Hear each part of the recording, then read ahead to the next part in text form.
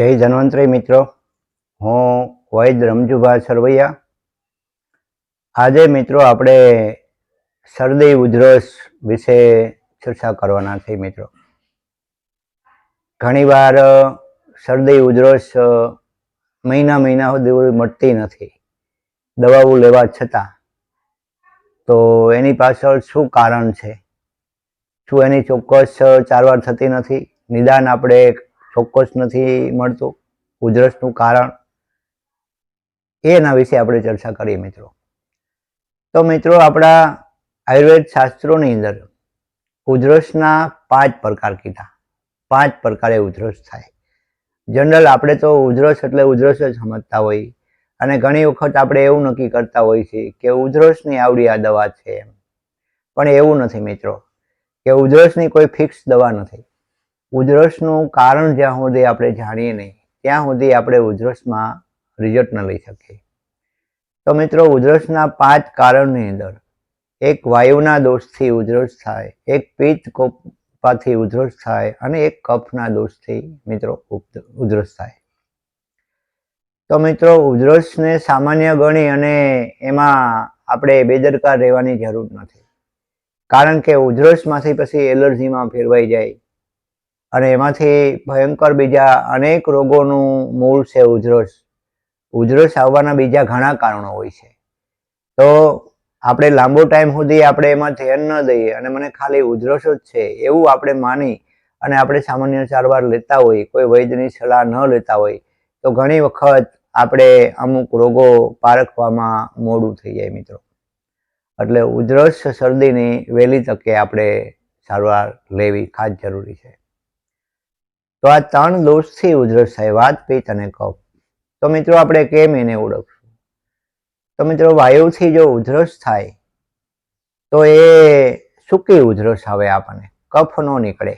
અને ઉધરસ આવે ત્યારે ઉપરા ઉપર 4, 5, 6 વખત ઉધરસ આવી જાય, અને નું આવે તો નું આવે. અને એની અંદર કબજિયાત ખાસ હોય છે. વાયુની ઉધર્વ ગતિ થાય એને હિસાબે વાયુની ઉધરસ થાય. તો મિત્રો, વાયુના ઉધરસથી ઘણી વખત આપણને છાતીમાં, હૃદયમાં દુખાવો થાય, પેટમાં દુખાવો થાય, માથાનો દુખાવો થાય. આ લક્ષણો મિત્રો છે વાયુની ઉધરસના. એમાં કફ ન નીકળે અને કોરી ઉધરસ આવ્યા કરે, અને મોઢું પાછું જ ન વળે, શ્વાસ ન વળી શકે, આંખમાંથી પાણી આવી જાય. આવા પ્રકારની જે ઉધરસ હોય તો મિત્રો સમજી લેવાનું આ મને વાયુની ઉધરસ છે. પણ મિત્રો, જ્યાં સુધી ઉધરસને કોઈ વૈદ્ય ઓળખી ન શકે અને સીધી કફની જ જો દવા કરે તો આ ઉધરસ મટે નહીં. કારણ કે આમાં સારવાર કરવાની હોય છે વાયુની મિત્રો. હવે મિત્રો, પિત્તથી જો આપણને ઉધરસ થતી હોય તો શું થાય? તો મિત્રો, ઉધરસ આવે ત્યારે આપણને ગળામાં, છાતીમાં બળતરા થાય, અને ખાટી અને પીળી ઉલટી થાય, માથું દુખે આપણને. આ લક્ષણો મિત્રો પિત્તના છે. આ પિત્તથી ઉધરસના લક્ષણો છે. એમાં પણ કફ ન નીકળે. એટલે મિત્રો, આ ઉધરસની અંદર આપણે પિત્તની સારવાર કરવી જોઈએ. વાયુની ઉધરસમાં આપણે વાયુની સારવાર કરવી જોઈએ. અને હવે મિત્રો, આપણે કહીએ કફની ઉધરસ. તો કફથી ઉધરસ થાય તો એને આપણે કેમ ઓળખવી મિત્રો?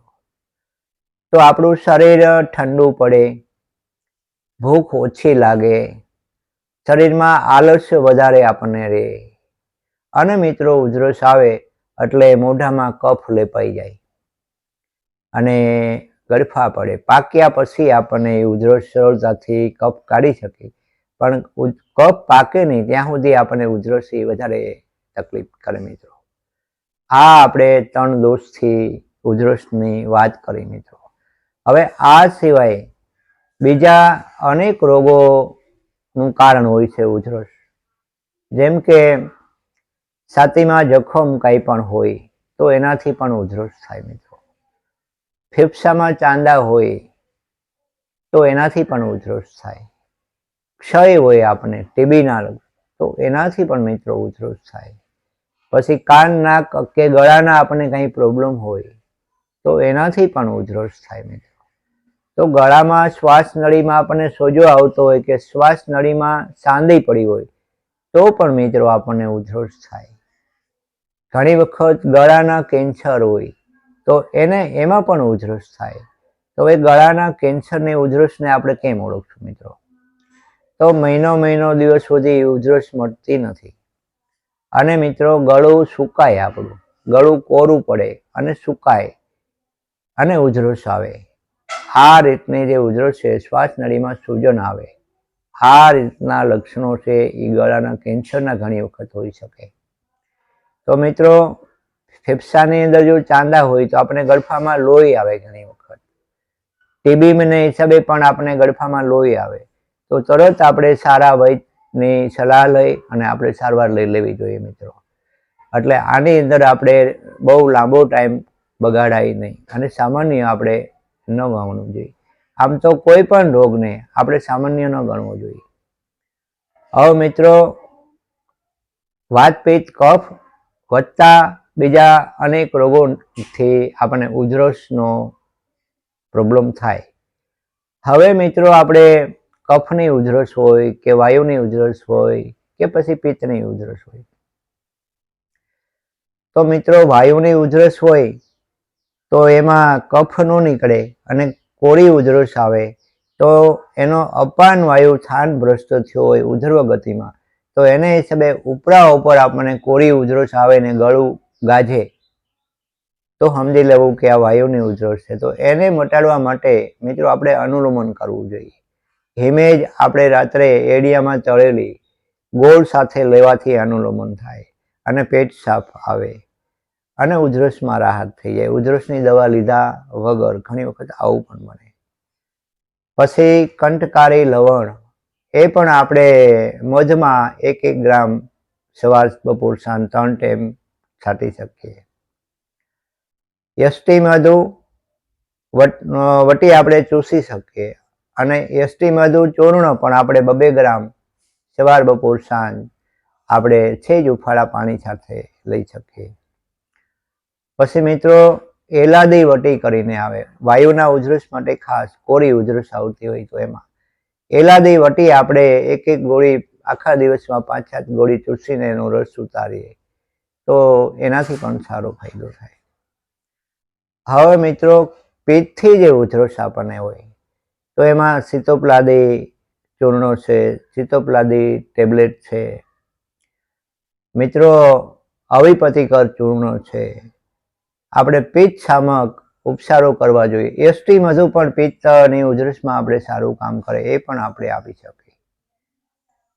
જેઠી મધનો શીરો આવે એ પણ આપણે ચૂસીને રસ ઉતારી અને ગળામાં એનાથી બળતરા તરત શાંત થાય અને સૂજન હોય તો એમાં પણ ફાયદો થાય, એનાથી પણ સારો ફાયદો થાય.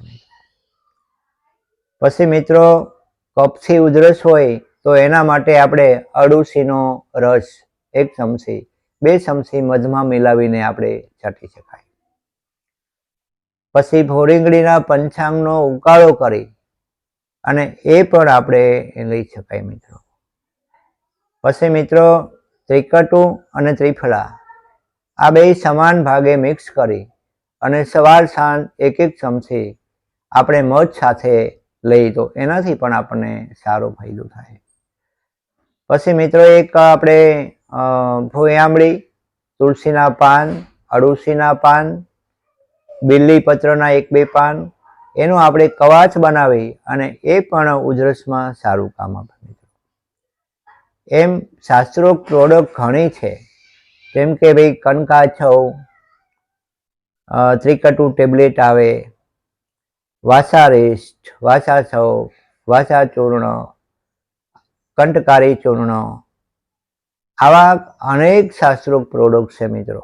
પણ જ્યાં સુધી આપણે દોષ સમજી ન શકીએ ત્યાં સુધી આપણે કોઈ પણ સમજ્યા વગર પ્રોડક્ટ ઉધરસની લઈ અને આપણે ઉધરસ મટાડી શકીએ તો એ ક્યારેક જો દોષ અનુસાર દવા આપણે લીધીને લાગુ પડી ગઈ તો આપણને ફાયદો થાય, નહીતર મિત્રો ફાયદો ન થાય તો સમય ને પૈસા 2 બગડે અને સારા કોઈ અનુભવી વૈદ્યની સલાહ સૂચન લઈ અને આપણે આનો ઉપચાર કરવો જોઈએ. અને મિત્રો ઉધરસ કોઈ પણ પ્રકારની હોય, કોઈ પણ દોષની હોય તો એમાં ઠંડા પીણા, વાસી ખોરાક, બજારું ખોરાક આ ખાસ બંધ કરવા જોઈએ. ખાંડવાળું, મીઠાવાળું કોઈ પણ મિષ્ટાન એ તો લેવું જ ન જોઈએ. આવી રીતે ખાસ આપણે ઉધરસને પહેલાં સમજી લેવી જોઈએ અને પછી એનો ઉપચાર આપણે કરવો જોઈએ. ઘણી વખત મિત્રો બાળકોને વધારે પ્રમાણમાં ઉધરસ હોય છે. એની પાછળનું કારણ શું હોય છે કે બાળકોનો જે દોષ કફ પ્રધાન પ્રકૃતિ હોય, બાળકોમાં કફની વૃદ્ધિ વધારે પ્રમાણમાં હોય અને બાળકોને કફની વૃદ્ધિ થાય એવા જ એને ખોરાક હોય. એને પીપર ને ચોકલેટ ને આઈસ્ક્રીમ ને મિષ્ટાન ને આ બધી એને આદતો વધારે હોય એટલે એનાથી ઉધરસ વધારે થાય. તો બાળકો માટે ઉધરસમાં મિત્રો આપણે એને જેઠી મધનો ચૂર્ણ મધ સાથે ચટાડી અથવા બાલ ચાતુર્ભદ્ર સિરપ આપણે બાળકોને ઉંમરના પ્રમાણમાં એની માત્રા નક્કી કરીને આપીએ તો એનું પાચન સુધારે, ભૂખ લગાડે અને ઉધરસને થોડા ટાઈમમાં આપણે રાહત કરી શકીએ.